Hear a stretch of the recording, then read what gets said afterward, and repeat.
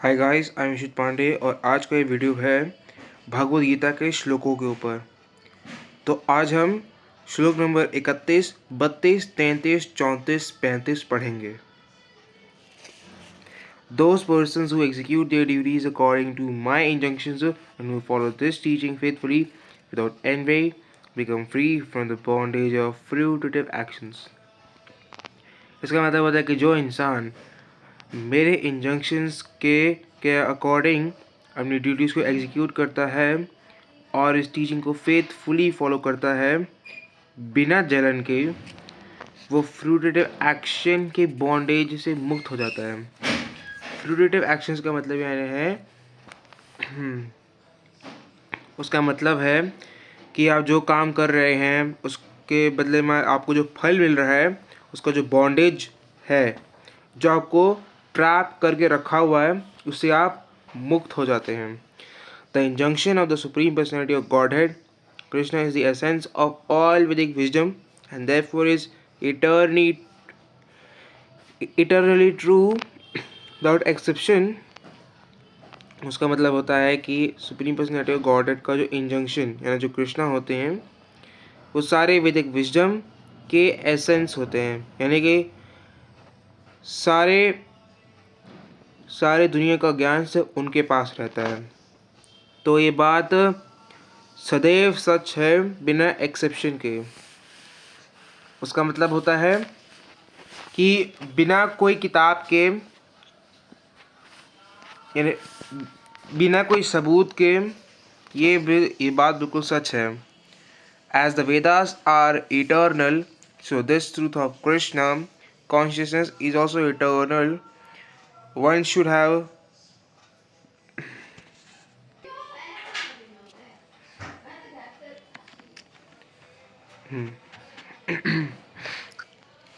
as the Vedas are eternal, so this truth of Krishna consciousness is also eternal.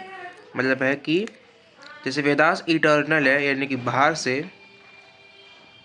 वैसी same Krishna का जो conscious है, Krishna consciousness, वो भी इटर्नल है। इटर्नल मतलब यानी कि वो सत्य है और बाहर भी है।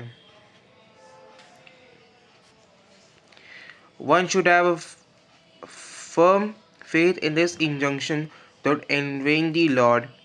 इसके कहने का मतलब ये कि इस इंजंक्शन में किसी का भरोसा टिका हुआ होना चाहिए बिना भगवान से जलन किए हुए या उनसे नफरत किए बिना। There are many philosophers who write comments on the Bhagavad Gita but have no faith in Krishna। इसका मतलब यह है कि कमेंट भगवद गीता के ऊपर कमेंट लिखने वाले बहुत फिलोसोफर्स हैं, लेकिन उनको कृष्ण पे कोई भरोसा नहीं है। और वैसे इसे मैं एक उदाहरण से समझा सकता हूँ, जिसे आप लोग देख ही रहे होंगे आज के इस मॉडर्न वर्ल्ड में हो क्या रहा है। अपने देश इंडिया का एग्जांपल ले लेते हैं। आज के इस ज़माने में हमारा यूथ यानी हमारे नौजवान बिल्कुल भी अपने कल्चर से कनेक्टेड रहना ही नहीं चाहते हैं। उसे पश्चिमी देशों के आउटफिट्स और वेस्टर्न कल्चर को अपना के रखे हुए हैं। उसकी वजह से हो ये रहा है कि उन लोग को ये लगता है कि एथियस्ट रहना सही है। लेकिन वैसे मैं बता दूं कि भगवद गीता वेद व्यास ने लिखी थी, वेद व्यास ने, और इसको ट्रांसलेट करने में श्री प्रभुपाद जी ने बहुत बड़ा उन्होंने रोल प्ले किया था इसको ट्रांसलेट करने का। इन्होंने यहाँ तक ये भी कहा था कि अगर दुनिया की पॉपुलेशन नास्तिक है, नास्तिक यानी वो जो किसी भी भगवान में बिलीव नहीं रखते हैं, तो उनके जीवन का अंत बिल्कुल तय है। इसलिए कहा जाता है कि अगर आप भगवान पे विश्वास रखोगे, उनकी आप पूजा करोगे, उनका नाम जप करोगे, उससे क्या होगा कि आपके पाप जल्दी कट भी जाएंगे और आपको मोक्ष की प्राप्ति भी हो जाएगी। तो मैं इस वीडियो के थ्रू मैं चाहता हूँ कि हर एक भारतीय नौजवान भगवद गीता पढ़े। तो चलिए आगे बढ़ते हैं। They will never be liberated from the bondage of fruitive action. उसका मतलब यानी कि ये होता है कि वो फ्रूटेटिव एक्शन के बॉन्डेज से कभी भी मुक्ति नहीं पाएंगे, वो उसी में फंसे रहेंगे। But an ordinary man with firm faith in the eternal injunctions of the Lord, even though unable to execute such orders, becomes liberated from the bondage of law of karma। इसमें यह लिखा हुआ है कि एक साधारण सा इंसान जिसका फेथ फर्म है यानी अटल है, वो भी लॉर्ड के इंटरनल इंजंक्शंस में वो भले नहीं कर पा रहा है ऐसे ऑर्डर्स को एग्जीक्यूट जो गॉड चाहते हैं, लेकिन तब भी वो कर्मा के कानून के बंधन से मुक्त हो जाता है। In the beginning of Krishna consciousness one may not fully discharge the injunctions of the lord, but because one is not resentful to this principle and works sincerely without consideration or defeat and hopelessness, he will surely be promoted to the stage of pure Krishna consciousness। उसका इस line का मतलब ये होता है कि Krishna consciousness की शुरुआत में कोई भी लॉर्ड के इंजंक्शन में भले कोई फुली डिस्चार्ज नहीं हो पाएगा, पर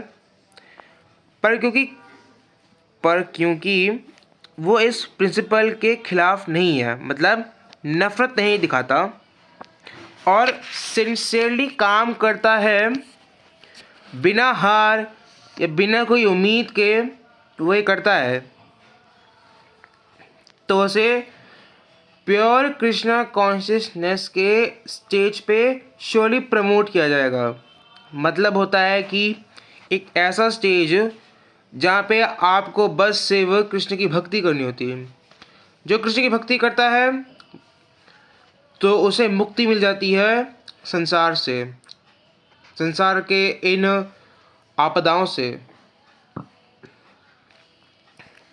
32वां, But those who out of envy disregard these teachings and do not follow them regularly are to be considered bereft of all the knowledge, befooled and ruined in their endeavors for perfection। अब मैं समझाता हूँ कि इस पूरी line का मतलब क्या होता है। इसका मतलब ये होता है कि जो लोग नफरत करते हैं, घृणा करते हैं इन टीचिंग से, यानी जो पढ़ाया हुआ होता है, और इनको रेगुलरली अपनी लाइफ में फॉलो नहीं करते, तो समझ लो एक शब्द में यानी एक लाइन में कि वह इन सभी नॉलेज से वंचित हो चुके हैं, बेवकूफ़ बन चुके हैं, और उन्होंने ये सारे एंडेव्योर्स बर्बाद कर दिए से परफेक्शन के लिए। परफेक्शन का मतलब होता है कि हर चीज़ में सिर्फ आप सही हो, दूसरा नहीं है। तो चलो आगे बढ़ते हैं। Purport, the flaw of not being Krishna consciousness is clearly stated herein. यानी कि लिखा है कि कृष्णा कॉन्शियस ना होने का जो फ्लॉ है, यानी कि जो गलती हुई है, वो क्लियरली यहाँ पे लिखी हुई है।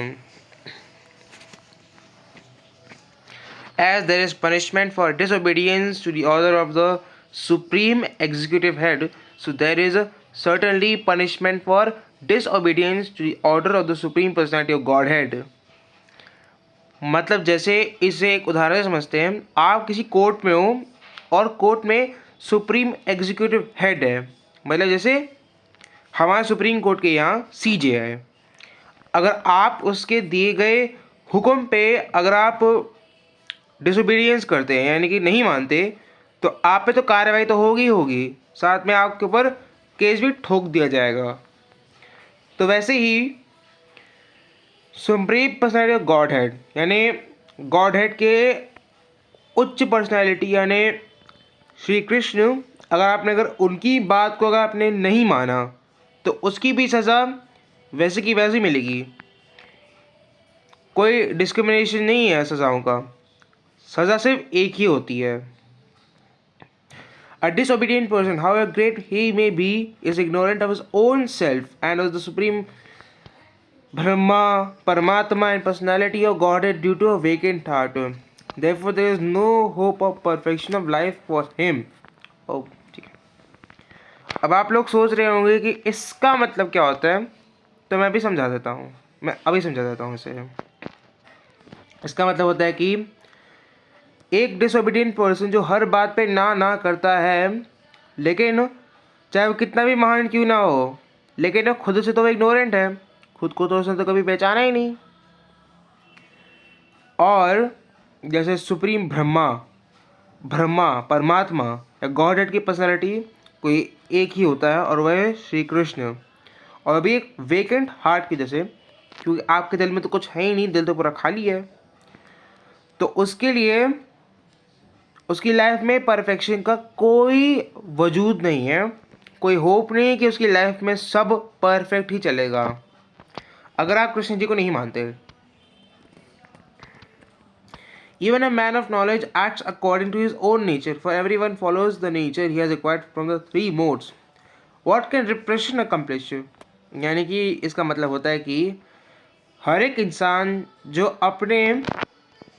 अपने फितरत के अकॉर्डिंग काम करता है, यानी अपने नेचर के अकॉर्डिंग, यानी कि उसका उसका उसका स्वभाव कैसा है, उसका नेचर कैसा है, तो होता ये है कि सभी वो नेचर फॉलो करते हैं जो उसने 3 मोड्स के द्वारा एक्वायर किया है। दबाने से क्या मिलेगा? Repression. Unless one is situated on the transcendental platform of Krishna consciousness, he can not get free from the influence of the moods of material nature, as it is confirmed by the Lord in the 7th chapter 7.14. इसका मतलब होता है कि जब तक कोई Krishna consciousness के transcendental platform पे नहीं होता, ट्रांसेंडेंटल का मतलब होता है कि एकदम उच्च स्थान, यानी कि आपने अपनी सारी लिमिट्स को आपने ट्रांसेंड कर दिया है कि सीमा ही नहीं है। जब तक वो नहीं होगा तब तक वो मटेरियल नेचर के मोड, यानी कि वो तब तक मटेरियल नेचर के मोड्स ऑफ इन्फ्लुएंस से वो नहीं बच सकता और ना ही उसे मुक्ति मिल सकती है। ये भगवान ने इसे कंफर्म किया है 7वें अध्याय में 7.14. Therefore, even for the most highly educated person on the mundane plane, it is impossible to get out of the entanglement of Maya simply by theoretical knowledge or by separating the soul from the body. इसका मतलब होता है कि सबसे ज़्यादा पढ़े लिखे इंसान के लिए भी जो मुंडेन प्लेन पे है, मुंडेन प्लेन का मतलब होता है कि उसे सिर्फ थियोरेटिकल नॉलेज है, बाहर का कुछ नॉलेज नहीं है, वो सिर्फ अपनी अमीरी पे ऐश कर रहा है, तो उसके लिए माया के जाल से निकलना बहुत मुश्किल है सिंपली बाय थियोरेटिकल नॉलेज, यानी कि थियोरेटिकल नॉलेज के हिसाब से, या फिर अपने शरीर से अपनी आत्मा को ही अलग कर देना। There are many so-called spiritualists who outwardly pose as advanced in the science, but inwardly or privately are completely under particular modes of nature which they are unable to surpass. मतलब ये होता है कि आजकल बहुत से सो कॉल्ड, यानी कि अपने आप को कहने वाले स्पिरिचुअलिस्ट भले अपने को कहे कि वो साइंस में एडवांस्ड है, लेकिन वो अंदर से या बाहर से पूरी तरह से नेचर के पर्टिकुलर मोड्स के अंदर हैं जो कि पर्टिकुलर होते हैं, जिसे वो सरपास नहीं कर पा रहे। Academically, one may be very learned, but because of his long association with material nature, he is in bondage. इसका मतलब ये होता है कि आप भले बहुत ही ज़्यादा याद करने वाले इंसान हो, लेकिन अपने मटेरियल नेचर से लॉन्ग एसोसिएशन रखने की वजह से वो एक बॉन्डेज में है, यानी कि वो एक जाल में फंस चुका है। Krishna consciousness helps one to get out of the material entanglement, even though one may be engaged in his prescribed duties in terms of material existence. इसका मतलब होता है कि कृष्णा कॉन्शियसनेस एक इंसान को मटेरियल के एंटेंगलमेंट से बाहर निकाल देता है, चाहे वो अपनी प्रिस्क्राइब ड्यूटीज़ में एंगेज क्यों ना हो मटेरियल एग्जिस्टेंस के टर्म्स पे। Therefore, without being fully in Krishna consciousness, one should not give up his occupational duties. इसमें ये कहा गया कि जब तक आप कृष्ण कॉन्शियसनेस नहीं हो सकते तब तक आप अपनी ऑक्यूपेशनल ड्यूटीज़ को गिव अप मत करो। इसे सीधे से एग्जाम्पल से समझते हैं। जैसे आपका काम है कि आप मिलिट्री में हो, मिलिट्री आपका एक ऑक्यूपेशन है, तो अपनी ड्यूटीज़ को बिना फुलफिल किए रिटायर होना गलत है। No one should suddenly give up his prescribed duties and become a so called yogi or transcendentalist artificially. मतलब ये भी लिखा है कि किसी को अपनी ड्यूटीज़ को इतनी जल्दी गिव अप नहीं कर देना है कि आपको एक सो कॉल्ड योगी या फिर एक ट्रांसेंडेंटलिस्ट बनना आर्टिफिशियली। इसका मतलब होता है कि आपको अपनी प्रिस्क्राइब ड्यूटीज़ को गिव अप नहीं करना है। ऐसे एक एग्जांपल से समझाता हूँ। एक लड़के की ड्यूटी क्या होती है? लड़की की ड्यूटी होती है कि वो पढ़े लिखे और जब उसके माँ बाप उसका साथ दे उसकी हर पढ़ाई में, लेकिन जब उनको आपकी ज़रूरत पड़े तो उसका काम है कि वो अपने माँ बाप की सेवा करे।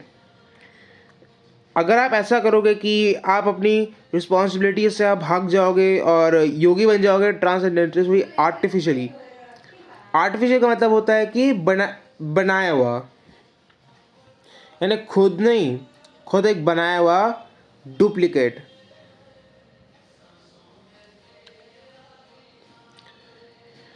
It is better to be situated in one's position and try to retain Krishna consciousness under superior training. Thus, one may be freed from the clutches of Krishna's Maya. यानी कि इसमें यह लिखा है कि अच्छा होगा कि आप एक ही जगह पर टिके रहो और कृष्णा कॉन्शियसनेस को अटेन करने की कोशिश करो सुपीरियर ट्रेनिंग के अंडर, ताकि वो माया के जाल से हमेशा के लिए मुक्त हो जाए। There are principles to regulate attachment and aversion pertaining to the senses and their objects. One should not come under the control of such attachment and aversion because they are stumbling blocks on the path of self-realization. इसका मतलब ये होता है कि attachment और aversion को regulate करने वाले प्रिंसिपल्स होते हैं जो कि ऑब्जेक्ट्स और सेंसेस को पर्टेन करते हैं। एक को ऐसे अटैचमेंट और एवर्जन में कंट्रोल में ना आ जाए क्योंकि ये सेल्फ रियलाइजेशन के पाथ को ब्लॉक कर रहे हैं, स्टम्बल ब्लॉक्स का मतलब होता है, यानी स्टम्बलिंग ब्लॉक्स का मतलब होता है कि आपके पाथ में बहुत सारे ब्लॉक्स आ चुके हैं जो कि स्टम्बल कर रहे हैं, ताकि आपका सेल्फ रियलाइजेशन का पाथ ही ब्लॉक हो जाए और आपको मोक्ष की प्राप्ति ना हो पाए। इसको एक लाइन में समझाऊं तो ये सभी सेल्फ रियलाइजेशन के पाथ में स्टम्बलिंग ब्लॉक्स हैं। स्टम्बलिंग ब्लॉक्स का मतलब सीधा होता है हर एक जगह पे आप खुद बाधा डाल रहे हो, बाधा सेल्फ रियलाइजेशन के पाथ पे। Those who are in Krishna consciousness are naturally reluctant to engage in material sense gratification.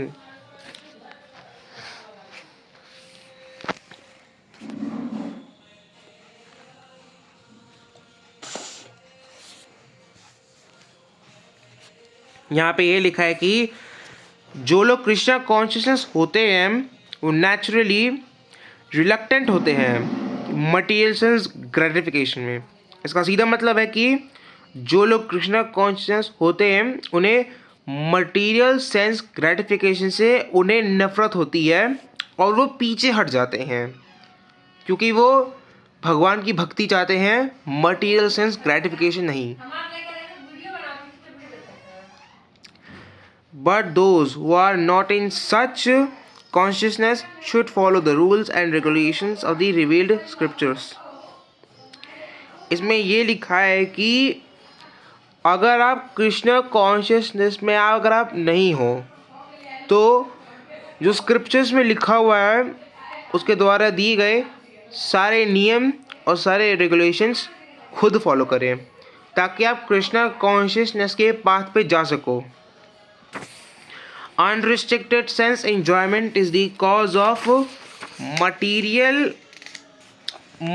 engagement, but one who follows the rules and regulations of the revealed scriptures does not become entangled by the sense objects.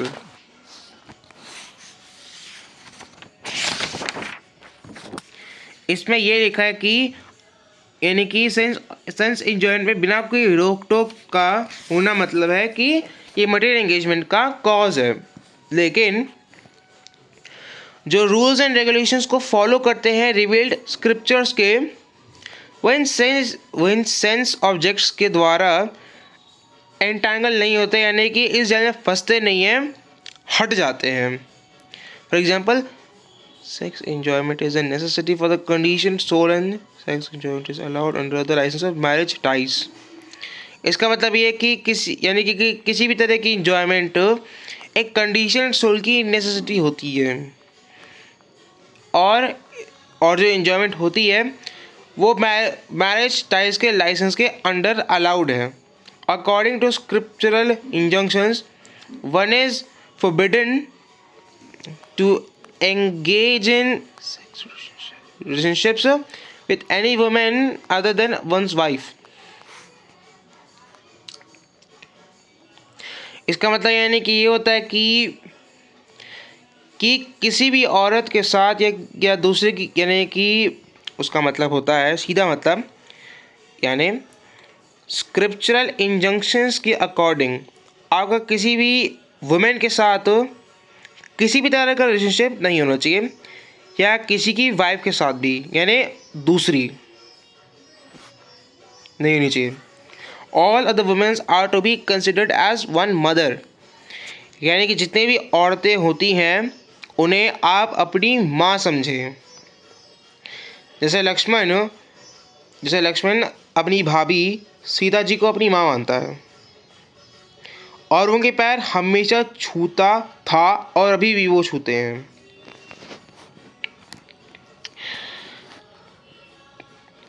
But in spite of such injunctions, a man is still inclined to have relationships with other women. इसका मतलब होता है कि इसके बावजूद भी एक आदमी दूसरी औरतों के साथ रिलेशनशिप चाहता है, यानी कि वो अभी भी उसकी तरफ इंक्लाइंड है।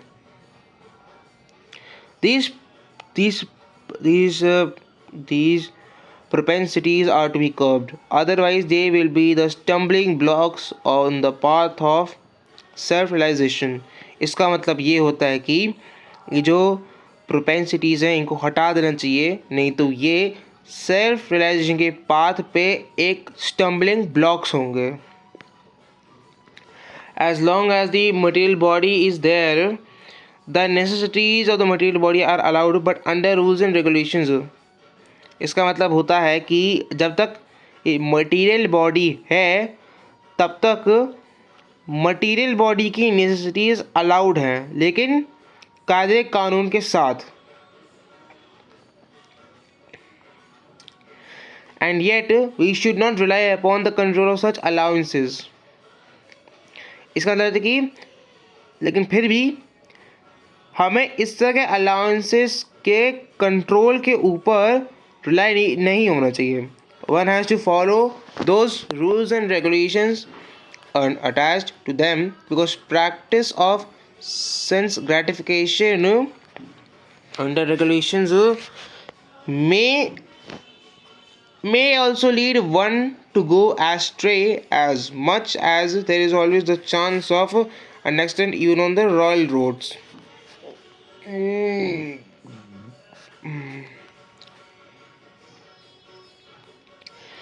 इसका मतलब होता है कि एक को तो कायदे कानून समझने ही होंगे और उसे फॉलो करना भी होगा बिना किसी से अटैच हुए, क्योंकि सेंस ग्रेटिफिकेशन की प्रैक्टिस जो रेगुलेशंस के अंडर होती है उससे क्या होता है कि एक की तो ज़िंदगी बर्बाद ही हो जाती है।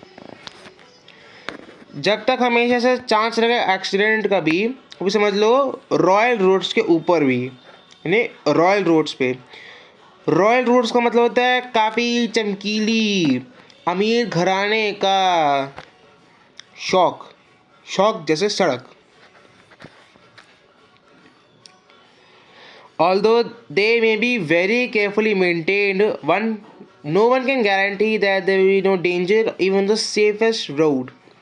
इसका मतलब होता है कि केयरफुली मेंटेन्ड होना भी चाहिए, क्योंकि कोई गारंटी भी नहीं कर सकता कि सबसे सेफ सड़क पे भी हादसे होने का डर है। The sense enjoyment spirit has been current a very long time owing to material association। मतलब यानी कि ये जो सेंस इंजॉयमेंट की स्पिरिट है, मतलब यानी कि हर हर दो 5 मिनट के लिए प्लेजर लो, यानी कि इस ज़माने में लोग मेहनत नहीं करना चाहते, हर बात पे प्लेजर के लिए भागते रहते हैं।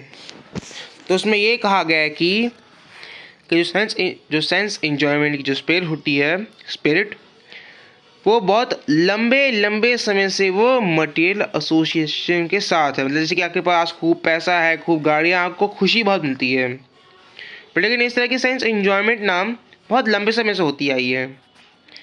There is every chance of falling down, therefore any attachment to for regulated sense enjoyment must also be avoided by all means। इसमें एक आ गया कि गिरने का हर एक चांस है, तो रेगुलेटेड सेंस इंजॉयमेंट से कोई भी अटैचमेंट रखना हमेशा के लिए अवॉइड होना चाहिए। But attachment to Krishna consciousness और acting always in the loving service of Krishna detaches one from all kinds of sensory activities। Therefore, no one should try to be detached from Krishna consciousness at any stage of life। इसका मतलब होता है कि Krishna consciousness के attachment से या फिर उनको मानना, उनको सम्मान देना, उन्हें लव करना, इससे क्या होता है कि आप सारी सेंसरी एक्टिविटीज़ से आप वंचित हो जाते हो। तो किसी को भी ये कोशिश नहीं करनी चाहिए कि आप कृष्णा कॉन्शियसनेस से आप डिटैच हो जाओ, चाहे जब लाइफ के आप किसी भी स्टेज पे क्यों ना हो, चाहे स्टेज 1 पे हो जहाँ पे आप 1 से 20 साल के हो, स्टेज 2 जहाँ पे आप 20 से 40 साल के हो, स्टेज 3 40 से 70 और स्टेज 4 यानी लास्ट स्टेज 70 to 100। इन चारों स्टेजेस में आप किसी भी एक स्टेज पे श्री कृष्ण से डिटैच नहीं कर सकते। The whole purpose of detachment from all kinds of sense attachment is ultimately to become situated on the platform of Krishna consciousness। ये जो पूरा पर्पस है कि आप सारे सेंस अटैचमेंट से आप वंचित हो जाओ, इसका अल्टीमेट पर्पस है कि आप कृष्णा कॉन्शियसनेस के प्लेटफॉर्म पे आप सिचुएट हो जाओ।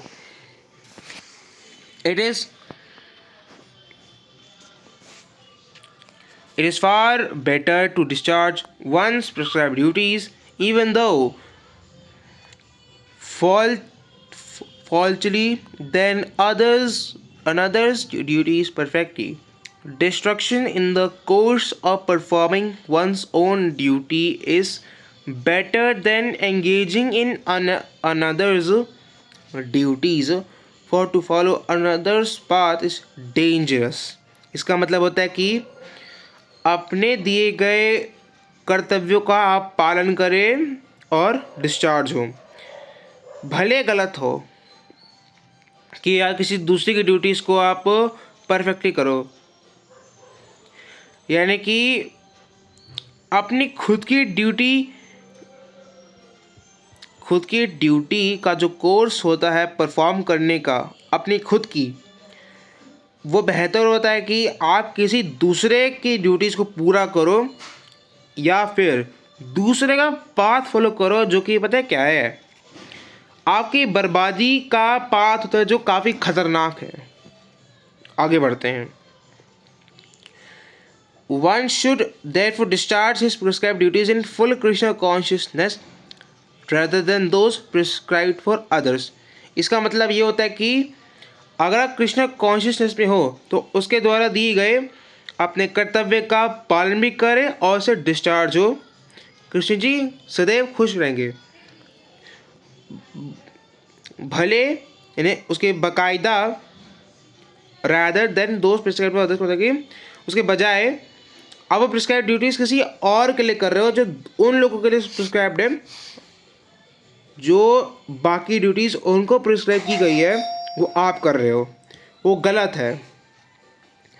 Materially prescribe duties are duties enjoined according to one's psychophysical condition under the spells of the modes of material nature.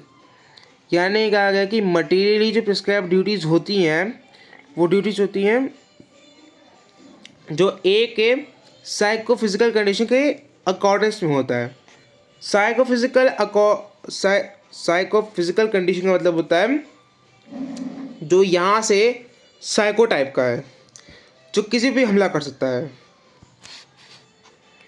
और वो भी मटेरियल नेचर के मोड के स्पेल पे उसके अंडर आके। Spiritual duties are as ordered by the spiritual master for the transcendental service of Krishna. यानी जो स्पिरिचुअल ड्यूटीज़ होती हैं वो ट्रांसेंडेंटल सर्विस ऑफ कृष्णा के लिए होती है, जो स्पिरिचुअल मास्टर ऑर्डर करते हैं, और स्पिरिचुअल मास्टर और कोई नहीं कृष्ण ही है। But whether material or spiritual, one should stick to his prescribed duties even up to death, rather than imitate another's prescribed duties.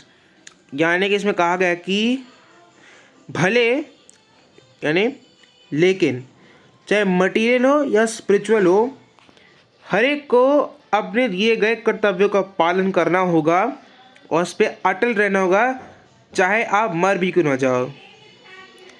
लेकिन आप दूसरे की ड्यूटीज़ को पूरा नहीं कर सकते, वो ड्यूटी किसी और की है, वो आपकी नहीं है। Duties on the spiritual platform and duties on the material platform में भी different, but the principle of following the authorised direction is always good for the performer. इसमें कहा गया कि स्पिरिचुअल प्लेटफॉर्म की ड्यूटीज़ और मटेरियल प्लेटफॉर्म की duties भले अलग हो, लेकिन इसका सिद्धांत है कि आप दी गई दिशा को फॉलो करना हमेशा एक परफॉर्मर के लिए अच्छा होता है। When one is under the spell of the modes of material nature, one should follow the prescribed rules for his particular situation and should not imitate others. इसमें कहा गया कि जब कोई मटेरियल नेचर के मोड के स्पेल में होता है, यानी कि उसके वश में होता है, तो वो दिए गए कानूनों का पालन करे, वो भी उसकी पर्टिकुलर सिचुएशन के अकॉर्डिंग, और उसे दूसरों को बिल्कुल भी डराना या धमकाना बिल्कुल नहीं है। For example, a Brahmin who is in the mode of goodness is non violent, rather a Kshatriya who is in the mode of passion is allowed to be violent. इसमें कहा गया कि एक उदाहरण के तौर पे एक ब्राह्मण अच्छे नेचर के होते हैं और वो होते हैं अहिंसा वाले, जबकि एक क्षत्रिय जो कि एक कृष्ण होते हैं वो हमेशा पैसे के मूड में रहते हैं कि उनका ये मन होता है, हमेशा वही करना चाहते हैं। उनको वायलेंट होने के लिए अलाउड है, यानी कि अगर वो गुस्सा उनको अगर आए अगर तो उनका गुस्सा वो होना जायज़ है, यानी वो गुस्सा हो सकते हैं, लेकिन ऐसा भी नहीं कि वो बेमतलब का गुस्सा होंगे। वो गुस्सा तब होते हैं जब पानी सर के ऊपर चला जाता है।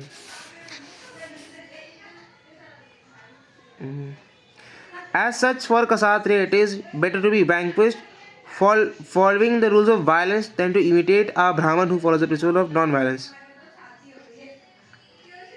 इसमें कहा गया कि भले वो भी एक, यानी कि ऐसे एक क्षत्रिय के लिए उसका यही इच्छा है कि वो वायलेंस के रूल्स को फॉलो, कि वो वायलेंस के नियमों से वो वंचित हो जाए, यानी कि वो वैंक्विश हो जाए, ताकि इसके बजाय कि वह एक ब्राह्मण को डराए धमकाए जो कि जो अहिंसा के नीतियों पे चलता है। Everyone has to cleanse his heart by gradual process, not abruptly. यानी कि सबके पास चांस है उसके हार्ट को क्लीन करना। क्लेंस यानी कि सारी बुराइयों को हटा देना, वो भी धीरे धीरे, ना कि जल्दबाजी में। However, when one transcends the modes of material nature and is fully situated in Krishna consciousness, he can perform anything and everything under the direction of a bona fide spiritual master. इसमें एक आ गया कि लेकिन जब कोई material nature के mode के ऊपर, यानी कि जब जो ट्रांसेंड करते हैं, यानी कि मटीरियल नेचर के जो मोड्स होते हैं, अगर वो उससे ट्रांसेंड हो जाता है तो वो फुली कृष्ण कॉन्शियसनेस में सेटल्ड है और वो कुछ भी और सब कुछ कर सकता है, वो भी बोनाफाइड जैसे स्पिरिचुअल मास्टर के डायरेक्शन पे। In that complete stage of Krishna consciousness the kshatriya में एक्ट एज अ ब्राह्मण और ब्राह्मण में एक्ट एज अ क्षत्रिय, यानी कि क्षत्रिय एक ब्राह्मण या ब्रह्मा क्षत्रिय की तरह एक्ट कर सकता है। In the transcendental stage, the distinctions of the material world do not apply. For example, इसमें कहा गया है कि जब कोई इंसान ट्रांसेंडेंटल के जब स्टेज पे होता है तो मटेरियल वर्ल्ड की जो डिस्टिंक्शंस होती हैं, यानी कि अच्छी चीज़ें उस पर अप्लाई होती ही नहीं है। For example, Vishwamitra was originally a Kshatriya, but later on he acted as a Brahma, whereas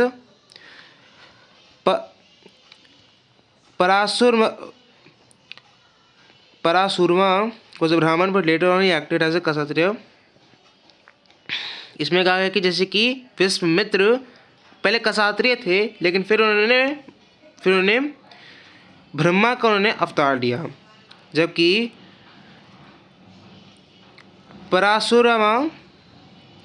पराशुरमा एक ब्राह्मण थे, लेकिन उन्होंने फिर क्षत्रिय वो बने।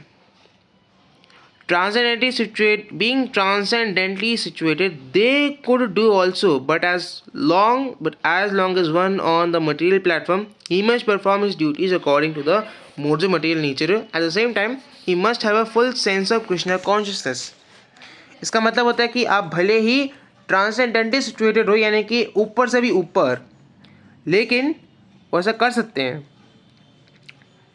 बट जब तक वो मटेरियल प्लेटफॉर्म पे हैं उन्हें अपने कर्तव्य का पालन करना है, वो भी मटेरियल नेचर के मोड के अकॉर्डिंग, और उसी समय उनके पास हमेशा कृष्णा कॉन्शियसनेस का फुल सेंस होना चाहिए। सो गाइस, आज के भगवत गीता के 5 श्लोक 31, 32, 33, 34, 31, 32, 33, 34, 35 हो चुके हैं। इन श्लोकों का एक ही अर्थ है कि आप अपने कल्चर से कनेक्टेड रहे और कृष्ण कॉन्शियसनेस हमेशा एक इंसान में होनी चाहिए ताकि वो इस संसार के सारे दुखों से हमेशा के लिए मुक्ति पाले। Thank you. With one line, be Krishna conscious. Thank you.